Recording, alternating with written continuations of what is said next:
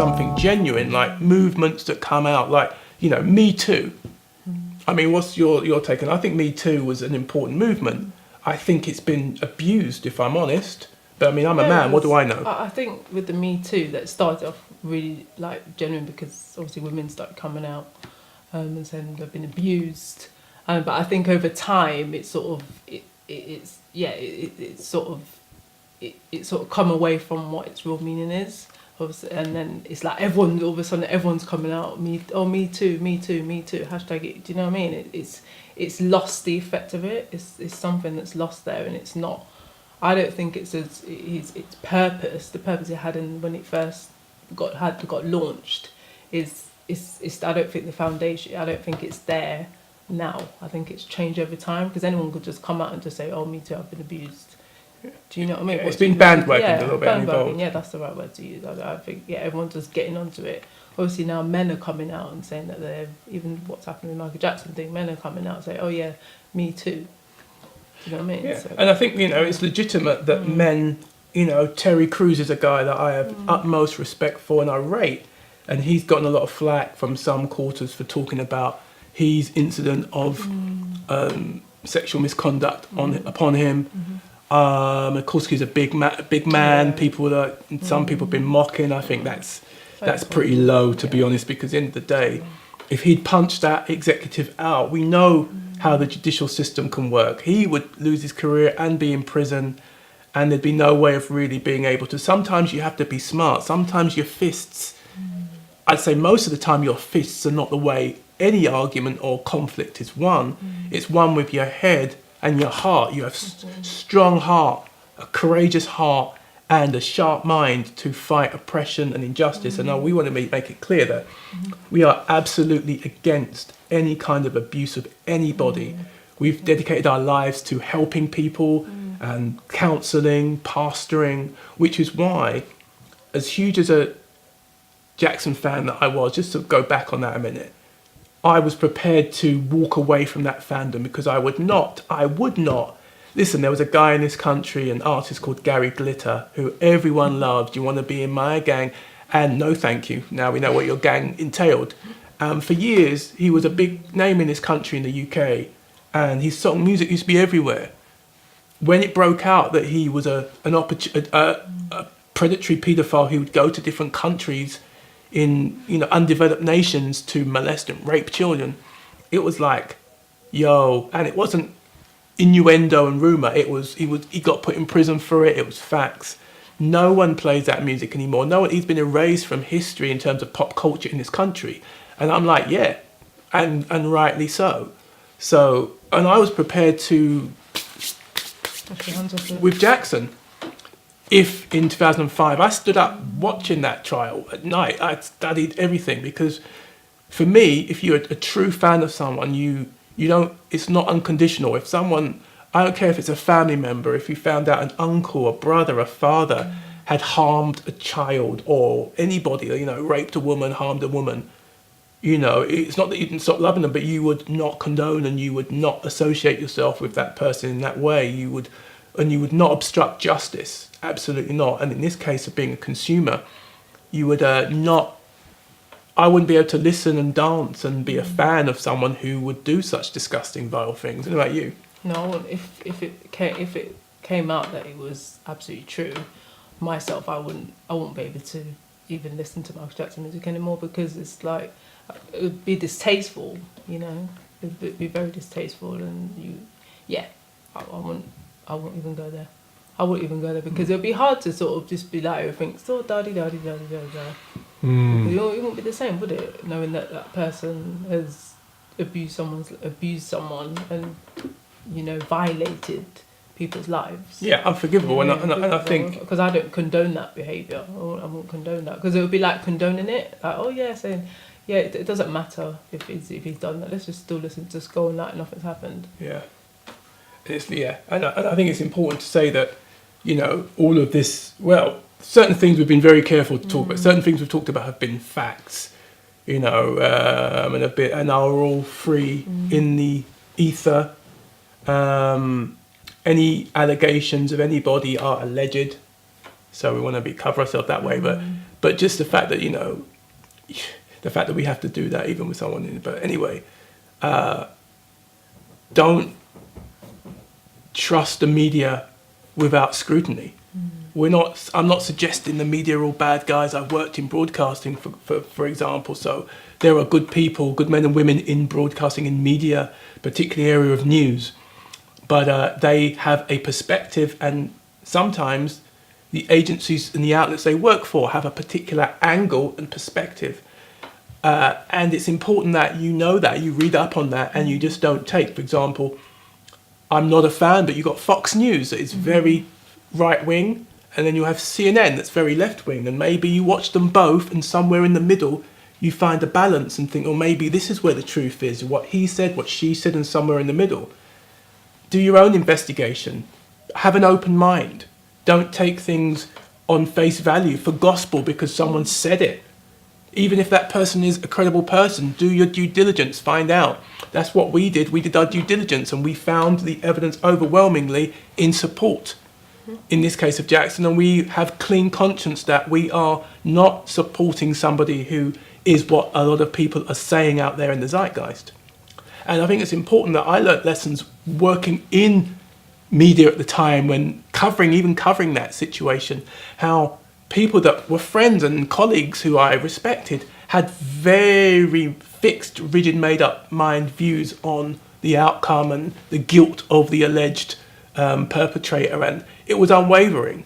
And it made me look like a rabid fanboy just by saying, whoa, wait a minute, have you looked at this? Have you looked at that? And I think that's the thing that I find the most frustrating and hurtful, is that rational people, I mean, I'm a theology grad, you know, I've looked at things very, very closely in life, belief systems, meanings, and how, you know, the constructs of consciousness and belief, and the idea that, you know, just believing something for the sake of it or because you want to believe it and is a bit of an insult for someone like me and many others who are in a similar boat, that some of us are very switched on and we do our due diligence. We're not sheep. We wouldn't be in the fields that we're in if we were followers, because in some ways we go against the grain. At Tribe Redeem, we're all about going against the grain. We're all about the love of culture, but we have some challenges with the way popular culture is sometimes dished out, especially to minors.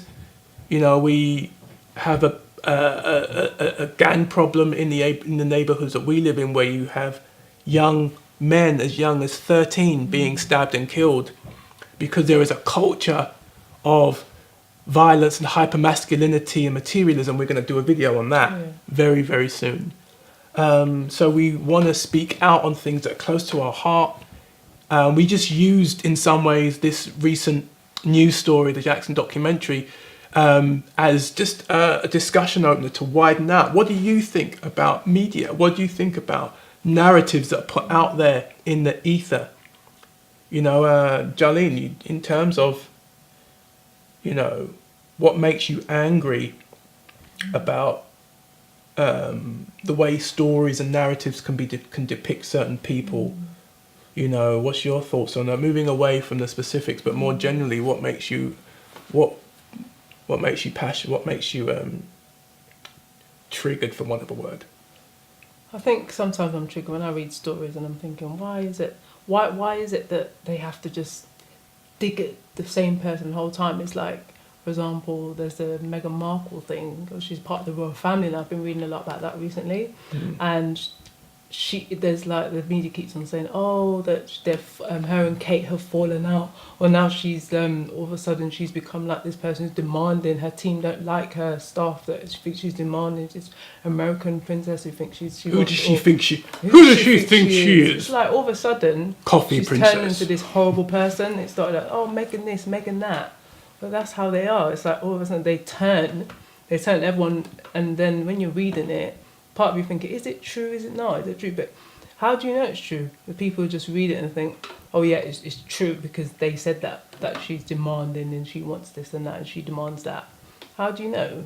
I don't think they even care if it's true or not. It just Exactly. is just an interesting story. I mean, we are Yeah. storytellers by profession, Exactly. you know, and that's But you know. her and Kate, as well, they don't like each other. Or Kate didn't invite her to her I think she had some sort of party or something. Or Megan didn't get.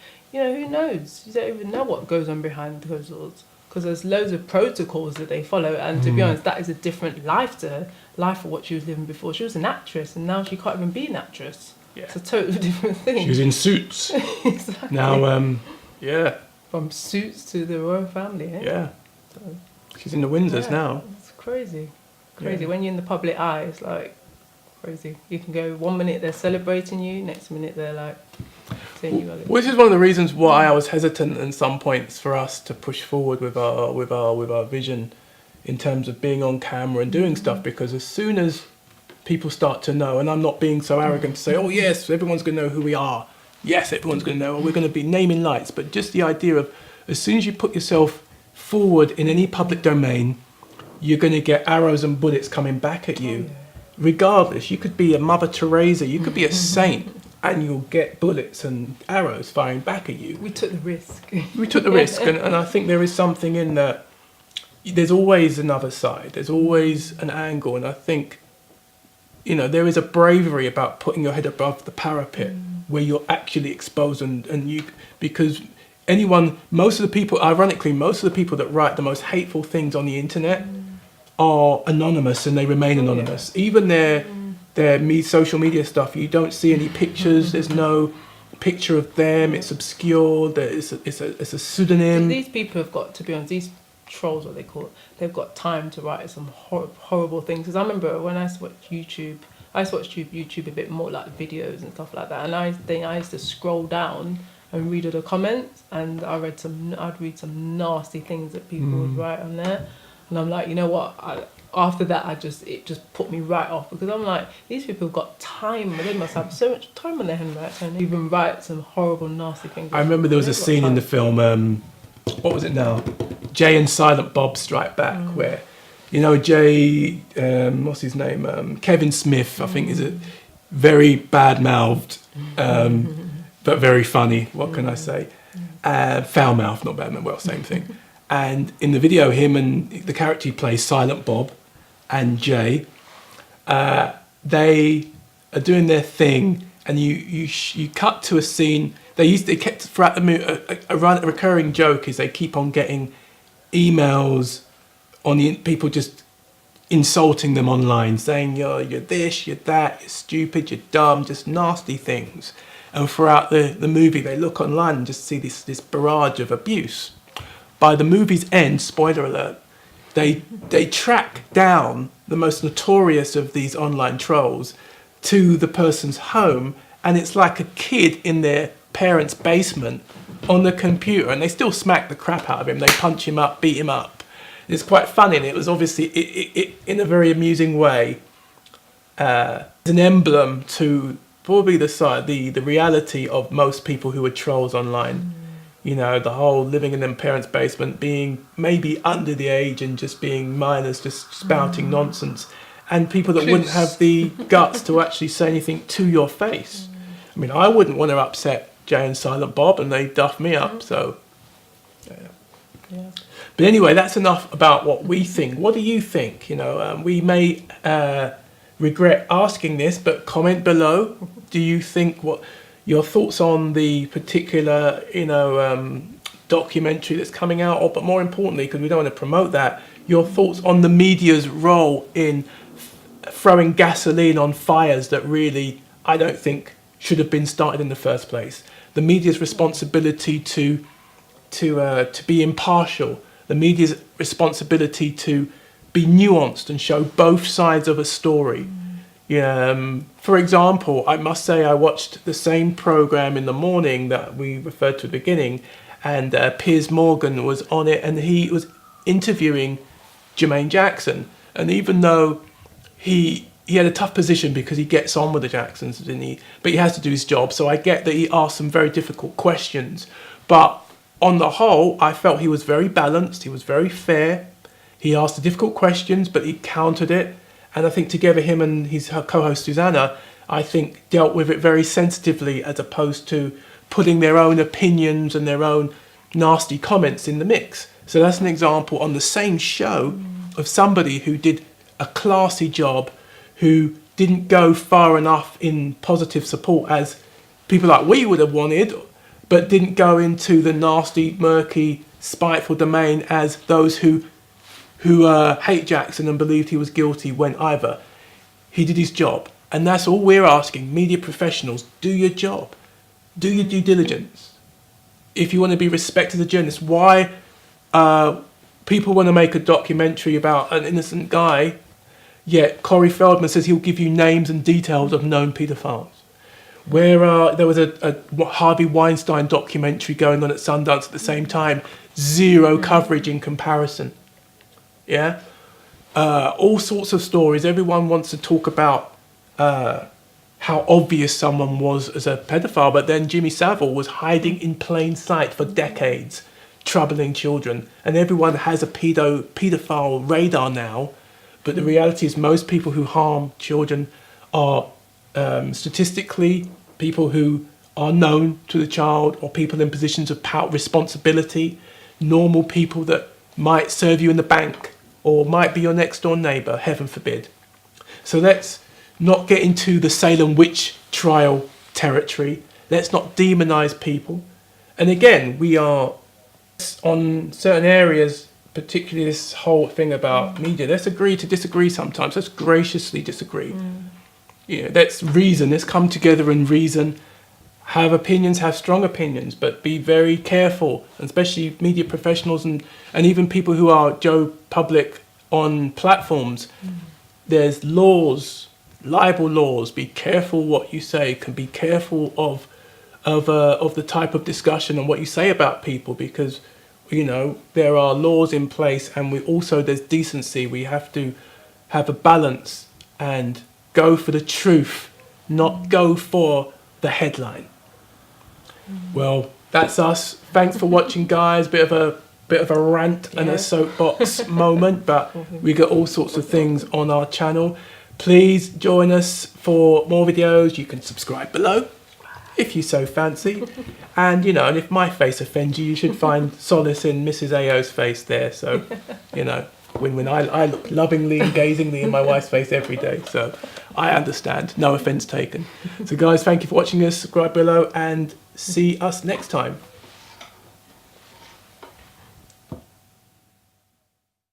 Hey guys, thank you for watching the video. We had fun making it. Hope you had enjoyed yourself watching it.